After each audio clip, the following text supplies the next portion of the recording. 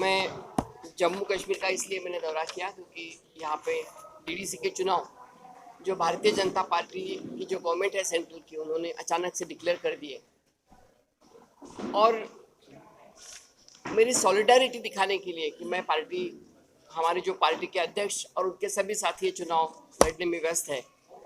हालांकि ये लोकल चुनाव है, स्थानिक चुनाव है, तो स्थानिक चुनाव में बड़े दिल्ली के लोगों का कुछ काम ज़्यादा होता नहीं है, लेकिन मैं उनको सपोर्ट दिखाने के लिए एक दिन के लिए आई थी और हमारे लोगों को मिलने के लिए।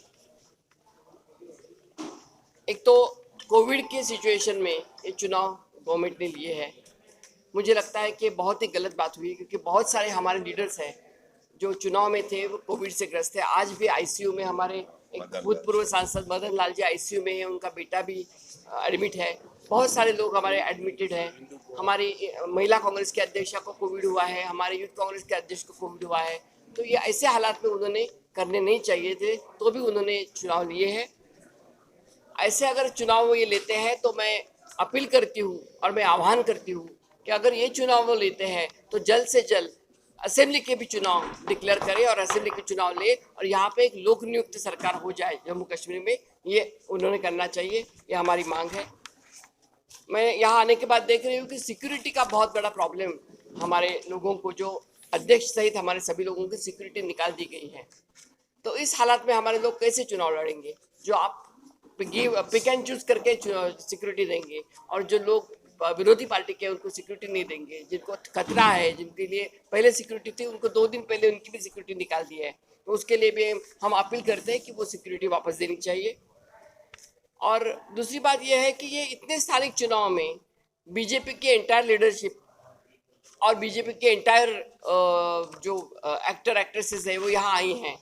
मुझे उनको एक ही सवाल पूछना है कि ऐसे हालात में अगर ये इतने अपने काबिलियत पे विश्वास रखते हैं, तो क्यों उन्होंने इतने लोगों को दिल्ली से बुलाया?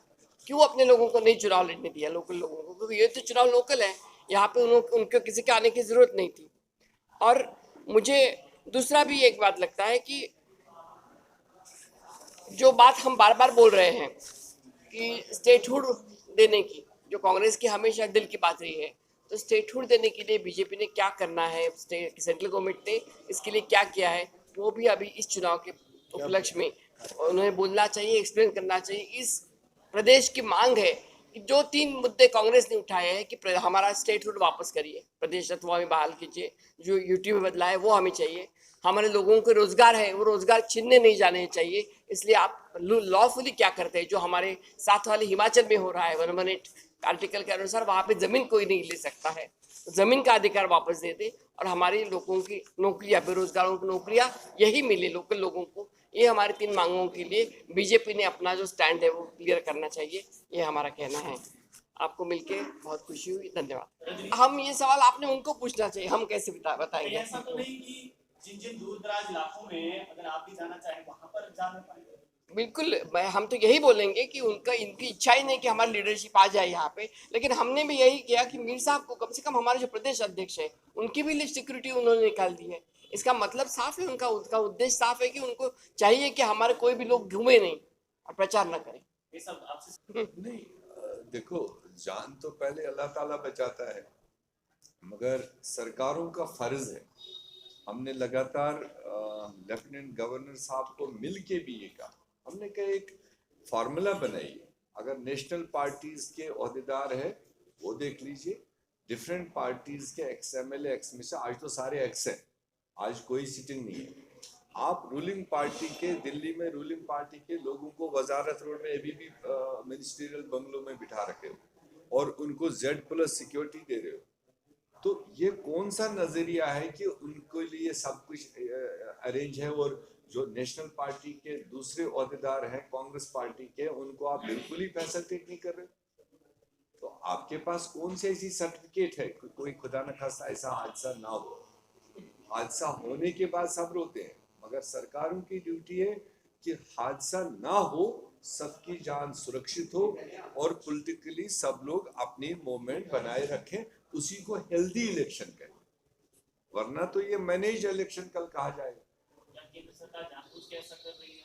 डेफिनेटली, बिल्कुल डेफिनेटली। कमीशन जब बना था तो प्रदेश अध्यक्ष ने हमें डिप्यूट किया, हमने पहले ही उनको ये कहा था, उन्होंने एश्योर किया था। हमें अफसोस ये है कि चुनाव के दौरान इलेक्शन कमीशन का मतलब क्या होता था। हमारी मांग थी कि इलेक्शन कमीशन बने, यहाँ चीफ इलेक्टर ऑफिसर इलेक्शन कराता था, इसलिए हमारी पार्टी की मांग थी जो 73 के तहत कि इलेक्शन कमीशन इंडिपेंडेंट बने। और वो उन्होंने एक एडवाइजर के शर्मा साहब को बनाया और उनसे हमने गुहार लगाई। उन्होंने कहा मैं इस चीज़ को देखूंगा। अगर उसके बावजूद चुनाव के दौरान हमारे प्रदेश अध्यक्ष की गाड़ी भी ले जाते हैं, इससे घबराहट है भारतीय जनता पार्टी और चाहते हैं कि ओपोजिशन कैंपेन ना कर सके। हम लोकल लेवल पर चुनाव लड़ रहे हैं, लेकिन बार बार लिखने से हमारे चुनाव के दौरान और भी नेताओं की सिक्योरिटी विड्रा हुई है। मेरी भी सिक्योरिटी एक एक दो गार्ड करके विड्रा करते हैं। ये डेलिब्रेट चाल है। एक बात मैं और भी कहूँगा कि हमारे इलाके में बीजेपी का एक ट्रक पकड़ा गया जहाँ लाइटें थी, आप सब लोगों ने वीडियो देखा, और उस ट्रक वाले ने कहा कि मुझे एमपी ने भेजा है full of electric light, solar lights. गाड़ी तो हमने सीज कराई, लेकिन अभी तक मेरी रिपोर्ट है कि FIR नहीं लगी। इलेक्शन कमीशन को ये भी देखना चाहिए, उस इंस्टीट्यूशन का पद की गरिमा रहे।